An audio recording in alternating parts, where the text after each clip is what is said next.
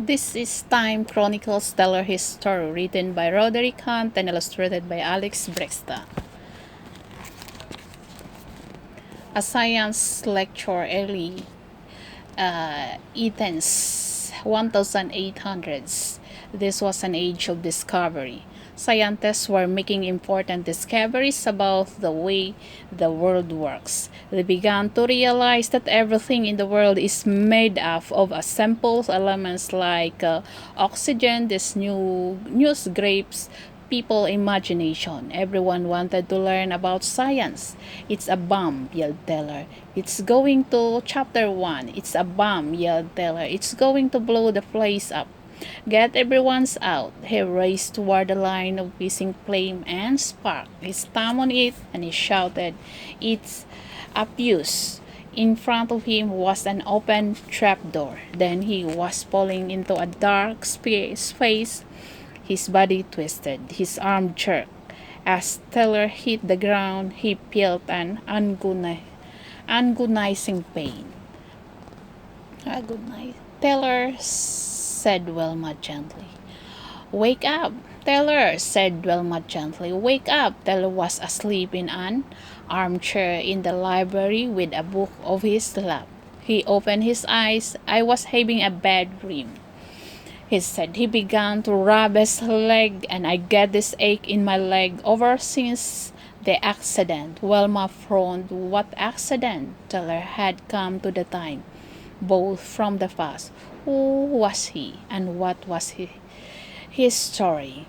Keeper was missing above in Taylor's techno chair. He sped through the library as Nadim appeared in the doorway carrying a chessboard set out in a game that was a half finish. "Whoops!" shouted Keeper. The techno chair skidded. Nadim sprang aside, but the cheese pieces flew off onto the floor. "Keeper, you idiot!" Nadim shouted. "You have ruined our game."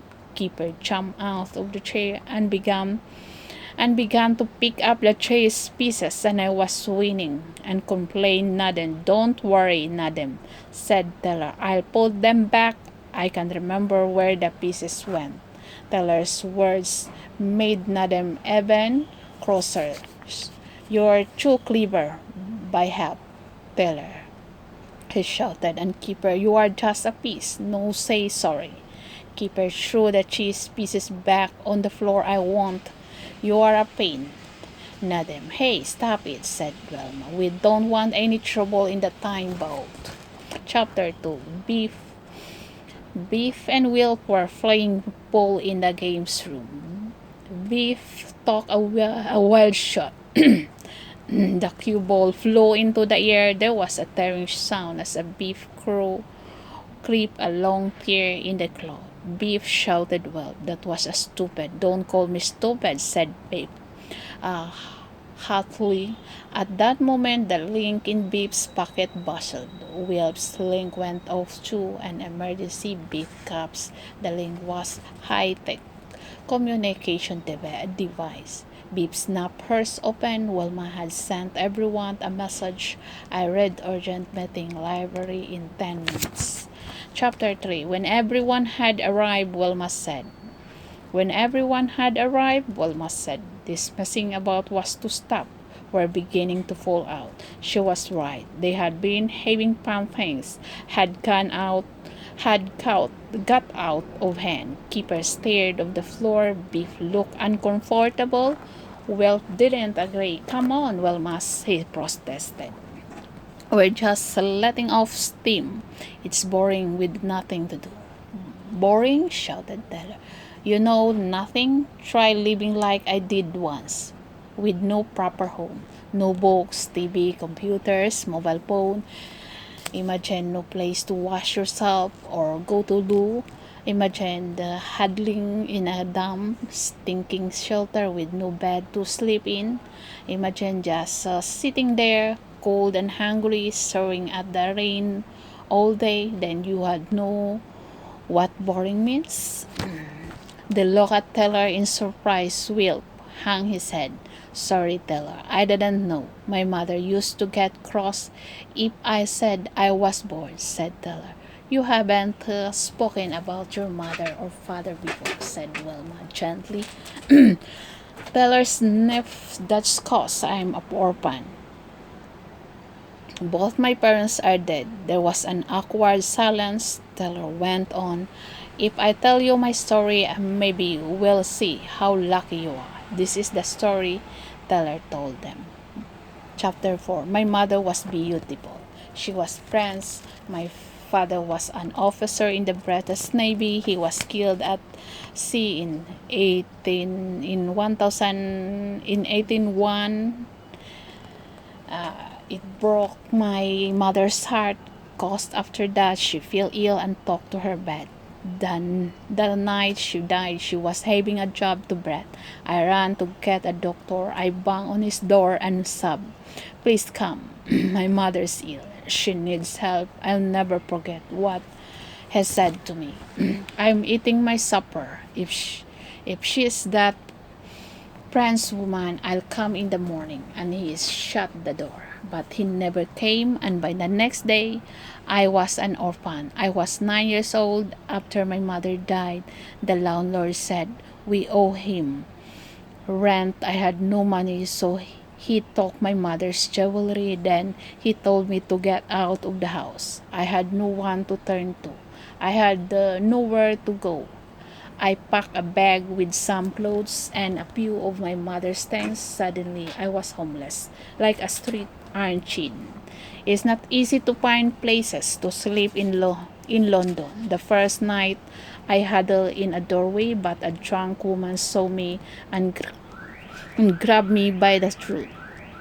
I gave the bag and she hissed. Luckily, I was wearing all my clothes to keep warm, but she stole everything else.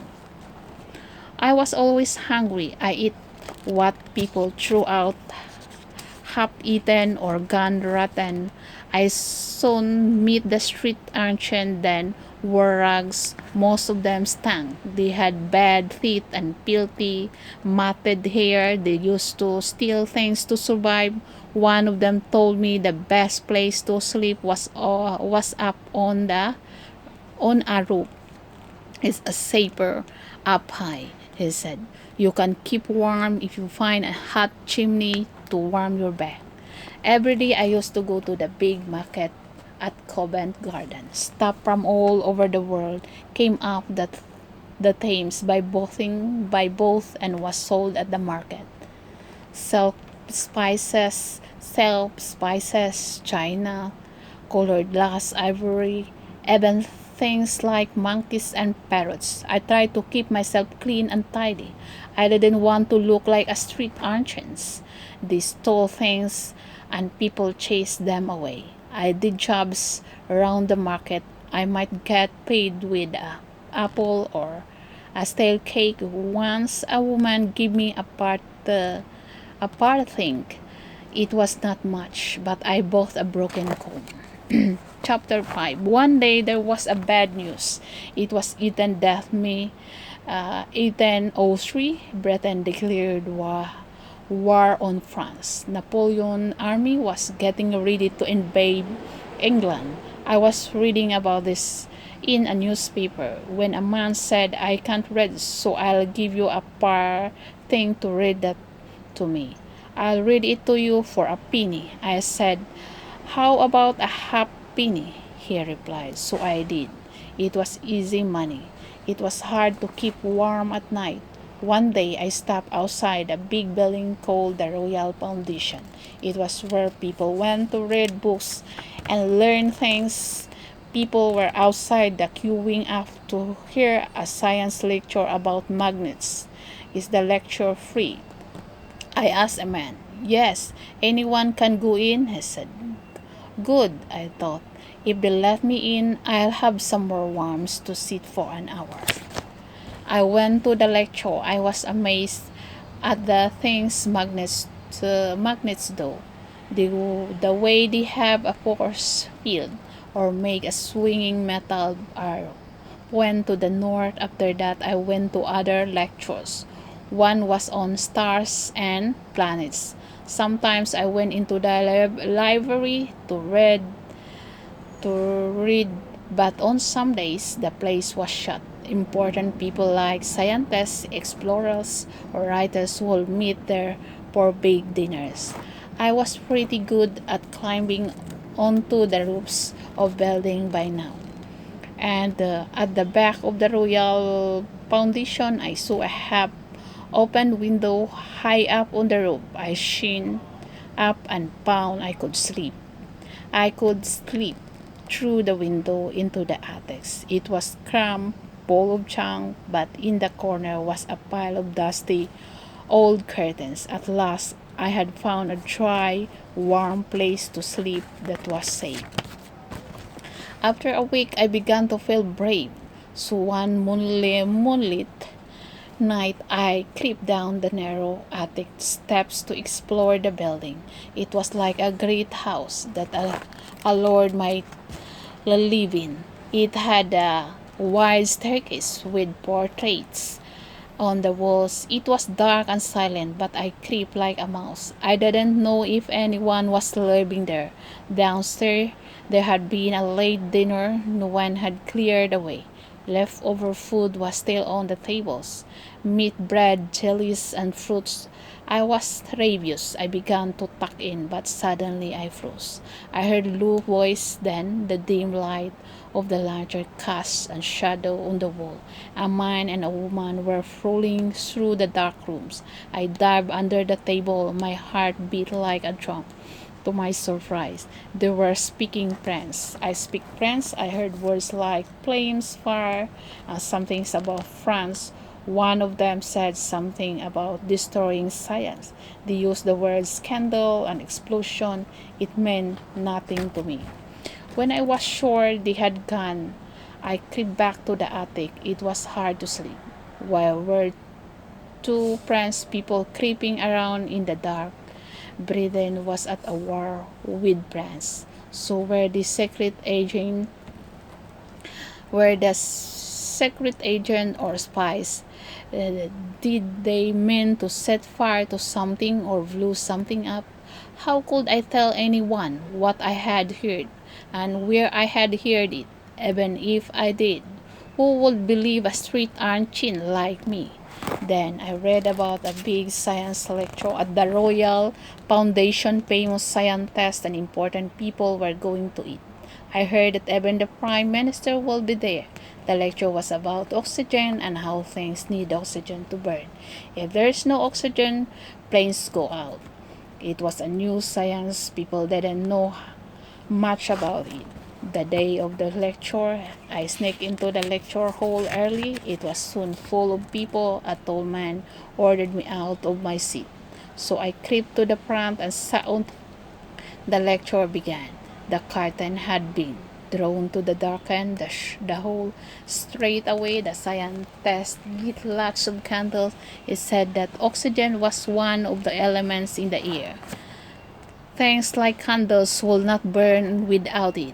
A candle went out when there was no air. A glowing ember burst into the flame when it was put into pure oxygen.